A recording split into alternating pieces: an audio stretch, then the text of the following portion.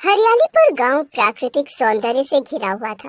हरियालीपुर गांव में ना तो कोई बस स्टैंड था और ना ही कोई रेलवे स्टेशन था, इसलिए वहां के वासियों को दूसरे गांव या शहर आने जाने के लिए बहुत ही समस्या का सामना करना पड़ता था। गांव के रमेश और ललन नाम के व्यक्ति इसी बात को लेकर चर्चा कर रहे थे।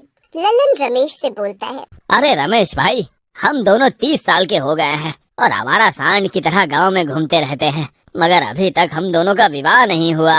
लल्लन भाई, अरे विवाह कहाँ से होगा? हमारे गांव में ना तो बस स्टैंड है और ना ही कोई रेल। सही कह रहे हो, इसी वजह से हमारे गांव में दूसरे गांव से रिश्ते भी नहीं आते। ललन की बात सुनकर रमेश गुस्से से बोलता है, और हमारे गांव की लड़कियां तो हम दोनों को घास ही नहीं डालती।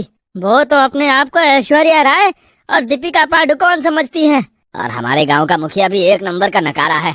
चलो चलकर आज मुखिया से इसी बारे में बात करते हैं। लल्लन और रमेश मुखिया के घर पर चले जाते हैं। मुखिया के घर के बाहर उसकी बेटी राधा खड़ी होती है। राधा उन दोनों को देखकर चौंक जाती है और कहती है, तुम दोनों निकम्मे आवारा सांड मेरे घर के बाहर क्या कर रहे हो?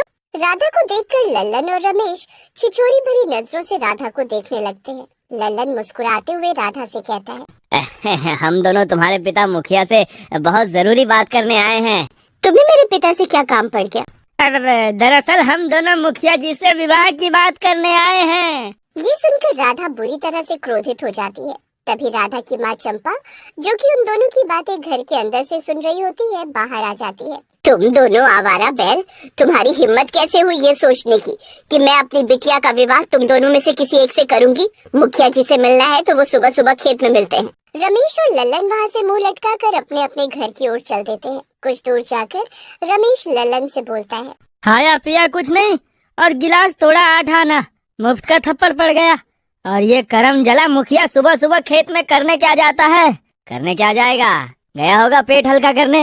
इधर हरियालीपुर गांव का मुखिया अपने खेत से बाहर निकला ही था कि तभी वहां पर एक कार आकर रुक जाती है। कार के अंदर से एक सुंदर लड़की और एक सज्जन दिखने वाला पुरुष बाहर आ जाता है। सुंदर लड़की मुखिया की ओर देखकर कहती है, हेलो, मेरा नाम सौम्या है। क्या आप ही हरियालीपुर गांव के मुखिया हैं? और मेरा नाम अभिमन्यु है। मुखिया सौम्या को छिछोरी भरी नजरों से देखने लगता है। सौम्या मुखिया से गुस्से से कहती है, देखिए, आप गांव के मुखिया हैं और बूढ़े हो चुके हैं। आपको इस तरह से किसी सुंदर लड़की को छिछोरी भरी नजरों से नहीं देखना चाहिए। अरे नहीं नहीं, अब मैं तो बस ये देख रहा था कि शहर की लड़कियां अपने चेहरे में आखिर ऐसा क्या लगाती हैं कि वो गांव की लड़कियों से ज्यादा सुंदर दिखती हैं। बकवास बंद करो। मैं सिर्फ ये बताने के लिए आई हूँ कि गवर्नमेंट यहाँ पर मेट्रो स्टेशन बनाने वाली है। इतना बोलकर सौम्या अपनी जेब से कागज निकालती है और मुखिया से बोलती है, इस कागज पर अंगूठा लगा दीजिए, सरकारी काम है, इसलिए आपका अंगूठा लगना जरूरी है। मुखिया अंगूठा लगा देता है। सौम्या और सज्जन पुरुष वहाँ से चले जाते हैं। कुछ दिनों में हरियालीपुर में मेट्रो बनकर तैयार हो जाती है। सारे गांव वाले बहुत खुश होते हैं। मेट्रो शुरू होने के बाद गांव के लोग ट्रेवल करना शुरू कर देते हैं। कुछ दिन के बाद ललन की चाची का ललन के चचेरे भाई की शादी में शामिल होने के लिए फोन आता है। ललन खुशी खुशी ये बात अपने दोस्त रमेश को बताता है। रमेश भाई, मेरे चचेरे भाई की शादी है, चाची ने मुझे बुलाया है और तुम्हें भी याद कर रही थी। अरे ये तो बहुत अच्छी बात है, अब तो कोई समस्या भी नहीं है। चलो आज शाम की ही मेट्रो पकड़ते हैं।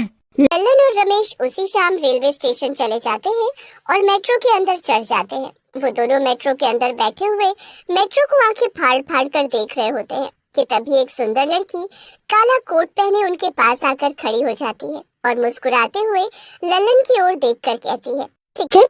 ललन सुंदर लड़की को देखकर कहता है, अरे मुझे तो पता ही नहीं था कि मेट्रो स्टेशन पर टीटी लड़कियां होती है। लल्लन इतना कहता ही है कि तभी सुंदर लड़की चुड़ैल में बदल जाती है। चुड़ैल को देखकर लल्लन और रमेश की सिट्टी पिट्टी गुम हो जाती है। लल्लन डरते हुए रमेश से कहता है, अरे रमेश भाई, ये तो चुड़ैल है। तभी चुड़ैल गुस्से से लल्लन की ओर देखकर कहती है, मेट्रो में सुंदर लड़कियां ही टीटी नहीं होती, बल्कि चुड़ैल भी टीटी होती है और मैं हूँ चुड़ैल टीटी। इतना बोलकर चुड़ैल लल्लन को पकड़कर उसे मार देती है। रमेश डरते हुए चुड़ैल से बोलता है, अरे अरे मुझे जाने दो चुड़ैल जी, अरे मैंने आपका क्या बिगाड़ा है? जाओ, जाकर अपने गांव के मुखिया को लाओ। रमेश तुरंत वहाँ से बाहर निकलता है और दौड़ता हुआ अपने गांव पहुँच जाता है और चीखने लगता है, अरे गाँव वालों, अरे बाहर निकलो। रमेश की बात सुनकर गांव वाले बाहर आ जाते हैं। उनमें मुखिया भी होता है। मुखिया गुस्से से रमेश से कहता है, अरे क्या बात है रमेश, काहे रात में कुत्ते की तरह हलक फाड़ फाड़ कर चिल्ला रहा है, सारी नींद खराब कर दी। रमेश डरते हुए मुखिया को सारी घटना बताता है और कहता है, मेरी आंखों के सामने उस चुड़ैल ने लल्लन को मार दिया मुखिया जी, और वो चुड़ैल आपको बुला रही है। लगता है तुमने पी रखी है। अगर मान भी लो वो मुझे बुला रही है तो मैं मरने के लिए क्यों जाऊं? रमेश की बात का कोई भी गांव वाला विश्वास नहीं करता। मगर अगले दिन जब ललन की लाश मेट्रो ट्रेन में मिलती है तो सभी गांव वाले डर जाते हैं।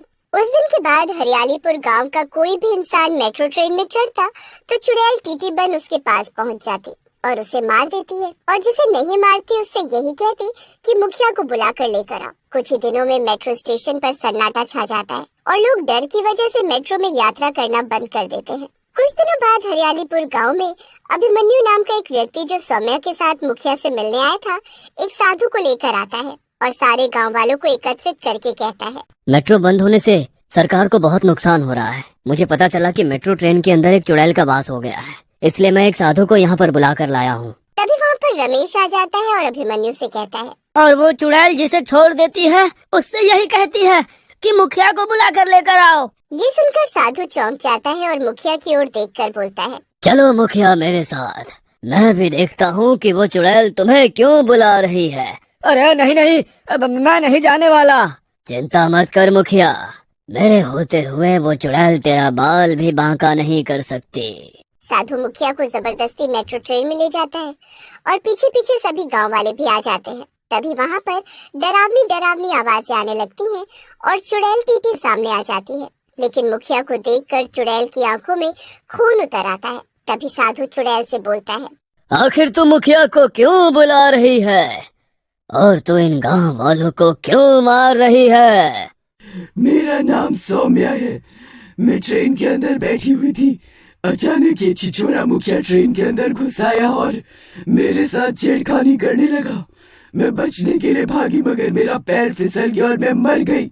मुखिया ने मेरी लाश झाड़ियों में फेंक दी और मैं चुड़ैल बन गई। चुड़ैल बनने के बाद मैं टीटी बनकर लोगों को मारने लगी क्योंकि मेरा मकसद मुखिया को मारना था। ये सुनकर साधु गुस्से से कहता है, अपना बदला पूरा कर ले चुड़ैल। चुड़ैल मुखिया को तुरंत पकड़कर मार देती है। अभिमन्यु रोते हुए चुड़ैल से कहता है, मैं तो यही समझ रहा था कि तुम शहर वापस चली गई हो, अब तुम इन गांव वालों को छोड़ दो। ठीक है, झाड़ियों में मेरी लाश पड़ी हुई है, मेरी लाश का अंतिम संस्कार कर दो, मुझे मुक्ति मिल जाएगी। साधु गांव वालों के साथ मिलकर झाड़ियों में पड़ी हुई सौम्या की लाश का अंतिम संस्कार कर देता है और चुड़ैल को मुक्ति मिल जाती है।